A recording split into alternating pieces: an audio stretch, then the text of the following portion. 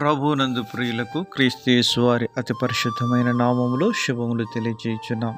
ఈ దినము హెబ్రోన్ క్యాలెండర్ వాగ్దానము, నేను నీ మధ్య నుండి రోగము తొలగించెదను. నిర్గమాకాండం 23వ అధ్యాయం 25వ వచనంలో దేవుడు ఈ మాటలు తెలియజేస్తున్నాడు. ప్రియమైనటువంటి దేవుని ప్రజలారా, దేవుడు తన ప్రజలకు వాగ్దానం ఇచ్చి నెరవేర్చే దేవుడుగా ఉంటున్నాడు.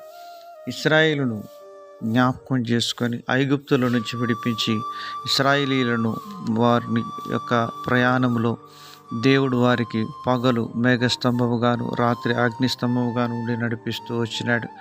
వారి వ్యాధి బాధలన్నిటిని దేవుడు దూరపరిచి వారి మధ్యలో నుండి రోగమును తొలగించాలి అంటే నిర్గమాకాండం 15:26లోనికి మనం రావాలి. మీ దేవుడైన యెహోవా వాక్కును శ్రద్ధగా విని ఆయన దృష్టికి న్యాయమైనది చేసి ఆయన ఆజ్ఞలకు విధేయులై ఆయన కట్టడలన్నిటిని అనుసరించి నడిచిన ఎడల నేను ఐగుప్తీయులకు కలుగజేసిన రోగములలో ఏదియూ మీకు రానియను.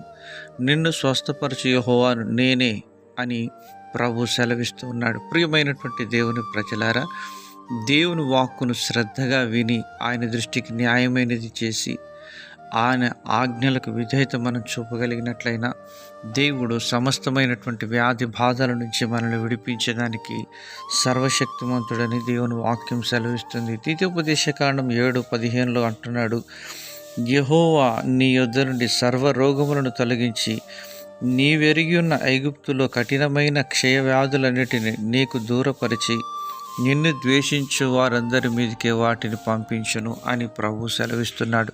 ప్రియమైనటువంటి దేవుని ప్రజలారా, ఈ విధంగా దేవుడు తన ప్రజల పక్షంగా గొప్ప కృపను చూపించి ఆయన ప్రజలకు క్షేమమును కలుగజేసే దేవుడుగా ఉంటున్నాడనే సత్యాన్ని మనము మరిచిపోకూడదు.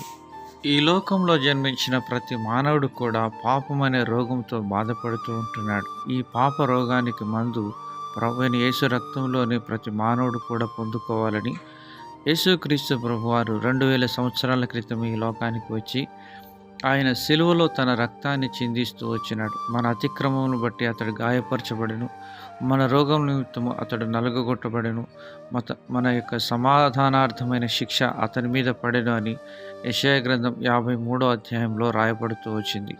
ప్రియమైనటువంటి దేవుని ప్రజలారా, ఈ యొక్క పాపమనే రోగం ద్వారా మానవుడు నిత్యజీవమైనటువంటి ఆ పరలోక పట్టణాన్ని చేరుకోలేకపోతున్నాడు. ఈ పాప రోగం నుండి మనం స్వస్థపరచబడడానికి యేసుక్రీస్తు ప్రభువారు శిలువలో మన కొరకు రక్తం చిందించినాడు. ఆయన యందు విశ్వాసం ఉంచుట ద్వారా ఆ నిత్యజీవాన్ని మనం పొందుకుందుముగాక.